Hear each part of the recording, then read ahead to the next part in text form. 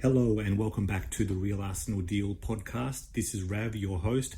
Thank you so much for tuning in wherever you are in the world. I hope you are keeping well and I hope you've been enjoying the last few days, basking in the fact that Arsenal are through to the quarterfinals of the Champions League and will face that just a little old team based in Spain known as Real Madrid. It's fantastic. In fact, funnily enough, my YouTube recommendations the last few days, it's funny how this algorithm works, right?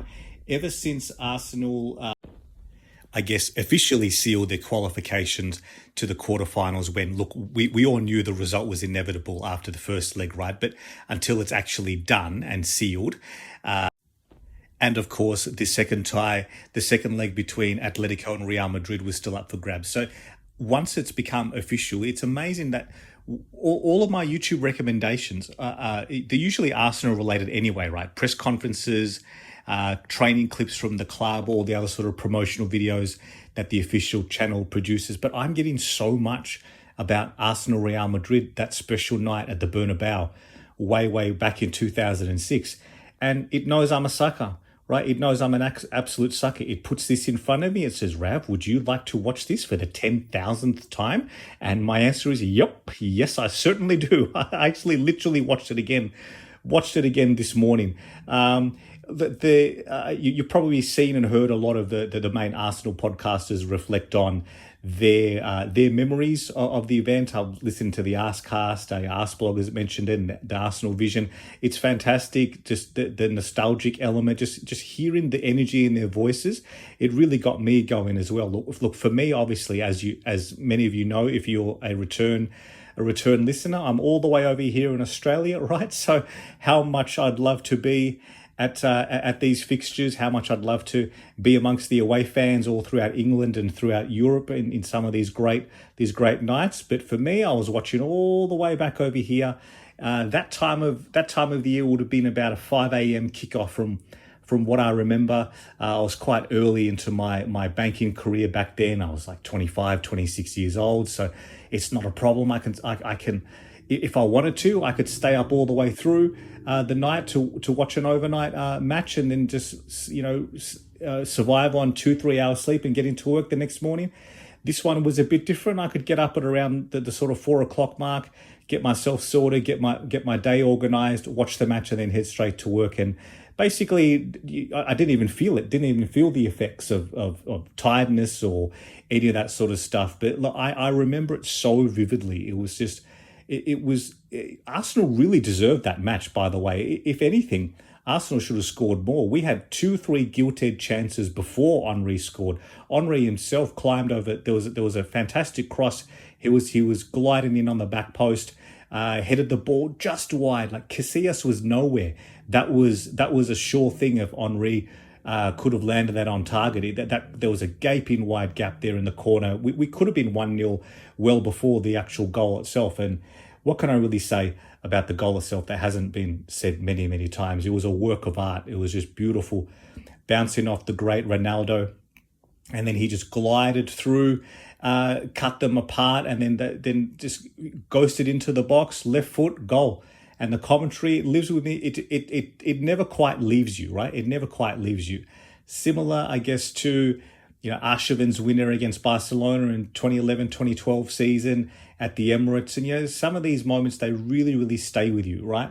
It's just it's one of those things. Now, we all know ultimately how it ended. Arsenal didn't win the Champions League in 2006. Unfortunately, that result still leaves me a bit scarred as well. And of course, we didn't even win the second leg against Barcelona on the match in that tie I just referenced. But the moments still stay with you, right? That they still do. Sometimes you just feel temporarily transported back in time. Remember where you watched, what I was doing at the time. Strange enough, I can remember what I was wearing. Just the odd way the mind and the brain works when it cements these long-term memories into our brain. It's something very special. And who knows what awaits for us in the Real Madrid again returning to the Emirates in a couple of weeks' time. Who knows what awaits? But look, for now, that's still a few weeks away. Sorry for the long tangent I just went on in this intro. So there's still the matter, of course, of the Premier League fixture, which is next up against Chelsea this weekend, and it is a bit. It's a bit indicative, I guess, that so much of my attention has just been on the Champions League fixture, even though that's a few weeks away. It's going to be after the international break. Our league campaign, obviously, it is what it is now. I think many of us have come to terms with it in our own ways, or processed it in our own ways. I too have. There's a sense of sadness, I guess, to it in what could have been had we made some different choices and different decisions at key junctures over the last 6 to 9 months. What can we really do? I don't think anyone wants to go over it all again. It doesn't really serve us well right now. But what's super important is that we don't tumble, that we don't spiral out of control in the league. There are a few teams just starting to breathe down Arsenal's neck a little bit. We have a decent enough buffer over Chelsea, right? We drew against Forest a couple of weeks ago, which was in isolation wasn't such a bad thing with the season they're having. However, in terms of how fine the margins were, how far ahead Liverpool steam away, the title challenge just unfortunately fizzled out.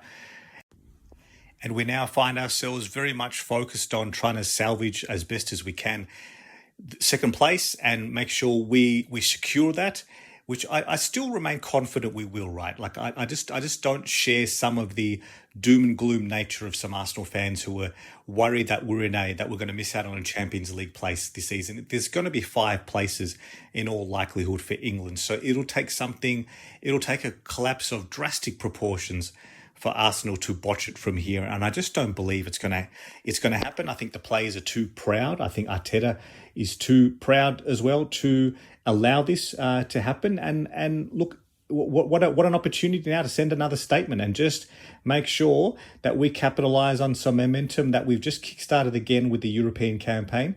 Let's enter this international break with a win against old rivals Chelsea. Right, we thumped them in the corresponding fixture last season, 5-0. One of my favourite games for a long, long time, by the way, because we certainly owed them. We've been on the receiving end. How many of these matches? How many times have we been flicked aside by the big boys? Everyone's had their day in the sun against Arsenal. Liverpool have. City, of course, have thumped us a number of times. Chelsea slapped us around so many times, right?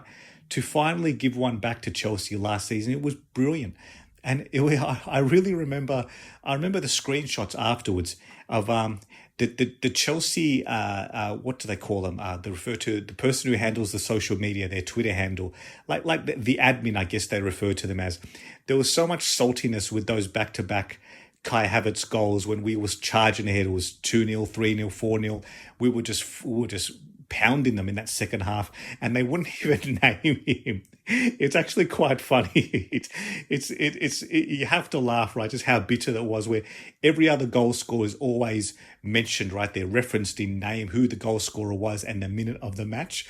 But from the screenshots I recall seeing at the time, it was literally something like goal Arsenal 60 minutes, something to that extent. They wouldn't even name Kai Havertz, right? It was, I have to laugh, right? Because it's just the kind of stuff that if you can't take a little joy or amusement from that sort of stuff, then, like what's it all for, right? So hopefully, right, well, obviously it won't be Havertz again, but, hopefully we get them in another little similar kind of salty mood with another pounding awaiting for them this weekend. So I think 3 points is crucial. Chelsea are really their league campaign. If you want to talk about Arsenal's stuttering and challenges in the league, then you have to say the same for Chelsea, right? The amount of it's been said 1,000 times before, right? So you don't need to hear it from me.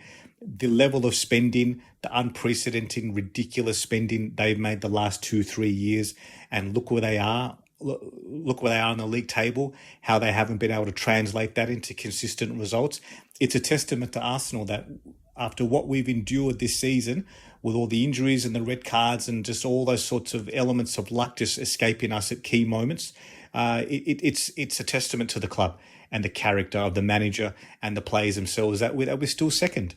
And I think it's important that we secure that, and I'm quietly confident we will. So there isn't really much else in the build-up. There's been a quietish few days on the Arsenal front after securing Champions League qualification to the quarterfinals.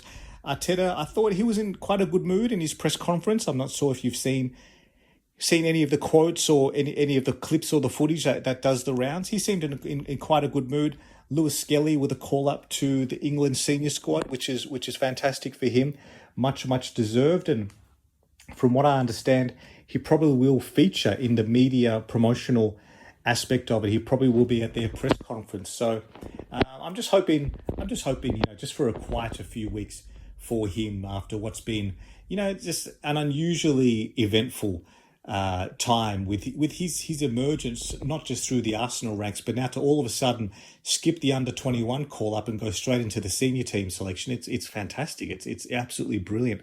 What an achievement for him and his family. Waneri, I believe, has been called up to the under-21s squad as well, which is absolutely brilliant for him. 17-year-old. I mean, just what these two teenagers have produced for Arsenal is nothing short of phenomenal this season. It's outstanding. There must be so much pride throughout all levels of the club, all the youth team levels, with how long they've spent at Arsenal, all the coaches, advisors, the support members, all throughout the youth levels and above of Arsenal. They must be filled with joy and pride for what these guys represent and how well they've performed, and of course their families as well. Like how amazing for them to just relish and enjoy.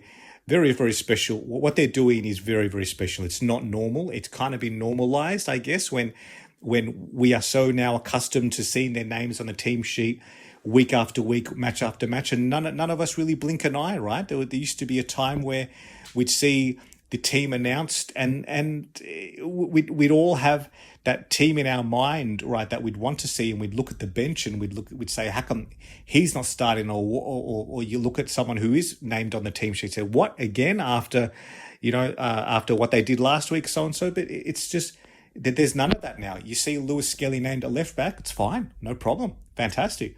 See Ethan named at right wing. Look, of course, the injuries have necessitated his consistent selection. However, aside from that, he's deserved it. He's absolutely warranted. These guys are being named and playing their minutes on merit. It hasn't just been handed out. They've absolutely earned it. And I'm so proud of them from such a distance. It's absolutely brilliant. And who knows where our season would be without them and without the likes of David Raya at times. So amidst all the doom and gloom at Arsenal, there's still so much to be proud of and so much positivity and energy that we can hopefully channel, and hopefully it snowballs, right, in the next few weeks with Real Madrid in the quarterfinals. Again, I bring it back down to them. I don't want to make it all about that, of course, because there's still important business to attend to. But the Emirates Stadium is going to be rocking that night. It's going to be absolutely fantastic. I'm sure many of you will make sure that you will secure your ticket, and I'm sure the local pubs in and around the stadium will be absolutely flowing as well. It's going to be a great spectacle. 5 a.m. kickoff here. I'm basically ready. I'd watch it tomorrow morning if I can. It's going to be a truly special night for the club. And again, we've got there on merit. We've deserved this. So team selection for Chelsea. It's interesting now because in recent weeks, I think we all could largely name the 11 ourselves, purely because of the injuries and the lack of alternatives in the forward areas and midfield areas. However, it's just turned the dynamics a little bit for us now with Martinelli back. I get the sense, listening to the way Mikel answered the question about is Merino going to be persisted with as the number 9, I get the sense now that experiment, is that the right word, that the Merino is the false 9. I get the sense now that that's going to be done away with. I would like to think that what he has in mind is perhaps a bit of a dovetailing, a rotational option between Trossard and Martinelli, where you'll probably see them share some minutes on the left and central and work together in tandem. Very similar to earlier in the season, we saw something similar when Odegaard was injured for 3 months, and we saw Arsenal, look, I know we play a 4-4-3 nominally, right? However, there was clear to me that during stages of play, I would say we played more a 4-4-2, and we had Trossard and Havertz working in very close quarters up front, sort of alternating between who was more advanced and who was playing in further behind, like they're just playing off as a second striker, playing off the main striker. So I'm wondering if we're going to see something similar to that with Martinelli and Trossard. It's been a long time since Martinelli's been tried as a 9. It just doesn't really seem to happen. But these are the times, right? It necessitates the change. For a long time, we all thought, how come Zinchenko hasn't been tried as a midfielder? And time again, it didn't happen, and Arteta chose alternative options. And then all of a sudden, in recent weeks, he's played most of his minutes in midfield. So you just never know. You never know what's been worked on behind the scenes. I imagine a lot of different alternatives would have been explored, even in Dubai. Different training drills and different formations, different setups, just trying to cover all bases for whatever match situations we find ourselves in.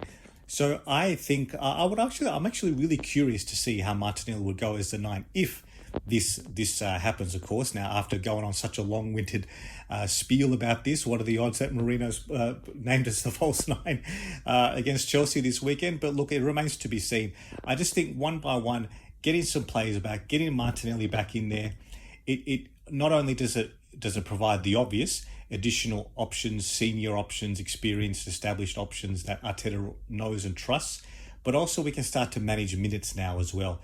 I've been touching wood every time I see Trossard go down under a heavy challenge or something, because he's the one who has actually come out of this heavy workload still intact, right? I'm hoping that doesn't mean that he's got one of those injuries that will just catch up with him over time. Similar to where we saw Ben White play a very heavy volume of minutes, and then it got to a point where his body caught up with him, right? Trossard has done really well. He's been always available, right? He's always fit and available. I know his form has really tailed off. His goals have dried up. His goal per minutes ratio really would have blown right out to what it was in the past, because his ability to impact as a second half substitute, we just haven't had the luxury to do that. We've had to start him almost every match. As I still think he's at his best, right? As game state allows, you bring him on at 65, 70 minutes, right? Against tired defenders, he's a killer in front of goal. He just needs one or two chances and he's the difference. So his goals per minute have really dried up as well. But it's the circumstances. It's one of those things where we haven't had the benefit of a number of alternatives. We've been forced to start him every match. And same with Waneri.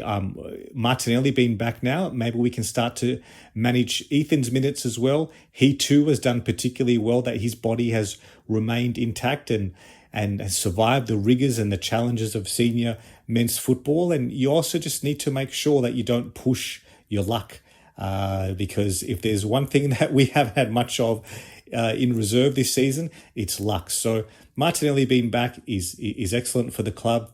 Hopefully Bukayo is not too far back. In fact, there was some interesting quotes that Arteta was asked about where exactly Bukayo is in his recovery. He'd made mention of, obviously, he's still some way away, and they're looking to step up his recovery in consultation with the advice and the doctors at the club. He was going to be on grass soon as well, training. So look, you just never know. I'm certain though that behind the scenes, Bukayo Saka will be doing everything he possibly can to feature in sub capacity against Real Madrid. Right? I mean, he would be doing absolutely everything to get himself ready to help the team, to contribute, the club that he loves, that he's grown up with. What a night for the club. He wants to participate. He will want to be there within reason, of course, and I'm sure that's going to be monitored very, very closely. One thing I will say is that the way the club was able to keep Martinelli's recovery under wraps, I don't think it was even reported that he's back in training in any capacity, right? The club is very strategic in terms of what images they release in the training photos that are published, and the social media clips that I mentioned before, when they put the training videos out on YouTube. people scour that, right? People look through, who's training, who's not, how are they moving, do they have strapping on, how's their ankle? The club is so intentional with that, not to reveal anything, to keep as much tight-lipped as possible. And Martinelli, all that time, right? He probably was there. They've just made sure to eliminate any evidence, to exclude any reference to him visibly being back in training. And who knows, who really knows where exactly Bukayo is in his true recovery. So it wouldn't surprise me that he is actually, in some capacity involved. Whether that means how that translates to being back on the pitch and playing football again for Arsenal remains to be seen. His injury was so severe, very, very different to Martinelli's, right? It was a hamstring off the bone requiring surgical correction. It was an awful injury, a nasty injury, right? So I'm sure he's doing his absolute best, and the club will be to get him back out there as soon as possible. Okay, and just before I sign this one off, I'll just share a very, very quick and funny random story, right? It's a little bit embarrassing, but I have to say it because, like I said before, if you can't laugh about certain things, then what's it all for, right? So for those of you who are familiar with the podcast, I mentioned in my very, very first recording, my introduction, that Ian Wright is what got me into this magnificent football club. It was the mid-90s. It was 1995. That's why you see in my logo, established 1995. Now, it doesn't mean I was born then. I'm a lot older than that, right? But 1995 is when I first came across Ian Wright and started following Arsenal, so 30 years ago. I saw him in a television commercial for Australian Rules Football, which is a huge a huge sport here in Australia, the AFL, we call it. So I first saw him feature then, and I thought, who's this guy? This guy looks super, super cool. It said at the bottom of the screen, Ian Wright, England and Arsenal. So how awesome is this guy, right? So he is the one who first got me into Arsenal, and I've followed him very closely since. And of course, once I started watching and following Arsenal since, with whatever scraps of pay TV and whatnot footage I could find back then in the mid-90s, I've loved the club ever since. So Ian Wright's what got me into the club. And on Blue Sky the other day, it's actually really, really embarrassing, right? So there's a gentleman, he was so kind and so kind-hearted and gracious about this, right, in the aftermath. He's another Arsenal fan, and I actually thought I was following the Ian Wright official. I didn't know that Ian Wright doesn't have an official Blue Sky account. I think he's much more active on like Instagram and Twitter and whatnot. So I'm laughing again, right? In the aftermath of the Atletico Madrid, Real Madrid fiasco, the penalty, which I've shared my thoughts on that in the last podcast, what a farce that was. The gentleman on Blue Sky, who I thought was the Ian Wright, but just so happens to be another gentleman named Ian Wright, he posted that he couldn't see any nudge on the ball, and I commented something on the lines of, I couldn't see it either, et cetera, et cetera. There must be additional footage that the VAR saw that we didn't. And within a few minutes, I checked my Blue Sky a bit after that, and there was a notification saying Ian Wright replied to you. I was like, oh my God, I actually didn't even read what the content said. Just the very fact that it comes up in your notifications, Ian Wright replied to you.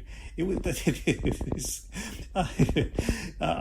was actually, I was so giddy. I was so happy and enthusiastic, right? So I've come out from the bedroom where I was looking at it, where my phone was on the bedside table at the time. I've come out, my wife and sons are there having breakfast. And of course, they know what Arsenal and Ian Wright means to me, right? So they knew straight away. And I was like grinning ear to ear, like, giggling like a schoolgirl, saying, Ian Wright just wrote back to me. And of course, they were so happy for me, right? As they should. And I was like, that's amazing, that's great, et cetera, et cetera. And so fast forward to all this. I'll cut this long story short. It's not the actual Ian Wright. So it was such a kind gentleman. We had a little exchange on Blue Sky, which was fantastic. He was having a laugh just like I was, right? And to this point, this was a few days ago, to this point, I haven't actually gone back and told my wife and my sons that it wasn't the actual Ian Wright that I thought. Now, my wife and my oldest son are some of my most loyal podcast listeners and subscribers. So I know they do tune in and listen. So I guess at some point they're going to hear this and they'll discover it that way. But I've been too embarrassed to openly admit to them otherwise. But look, there you go. This is just one of those random stories that I just had to share because it is funny, and self-deprecating humor is, I guess, a part of my personality. I have to laugh at this, especially with how much I was giggling and how joyous I was at the time, thinking it was the actual Ian Wright. But look, who knows? Maybe one day I will have that official exchange online with the one official Ian Wright. Anyway, I'm stumbling over my words a little bit. So look, I'm going to leave this one there, wrap this one up for now. I'll be back on post Chelsea, hopefully talking about another resounding Arsenal victory in 3 crucial points in the Premier League. Thank you as always for listening and for tuning in. And if I could please ask if you'd be kind enough to leave me a review on your podcast platform, Apple Podcasts or Spotify. Subscribe on YouTube, please, and like. I would welcome anything to that ilk, and any feedback or suggestions. I read every single comment I get and I'm most grateful for it. So thank you so much. Wherever you are in the world, stay safe, enjoy your Saturday and your weekend, and come on Arsenal.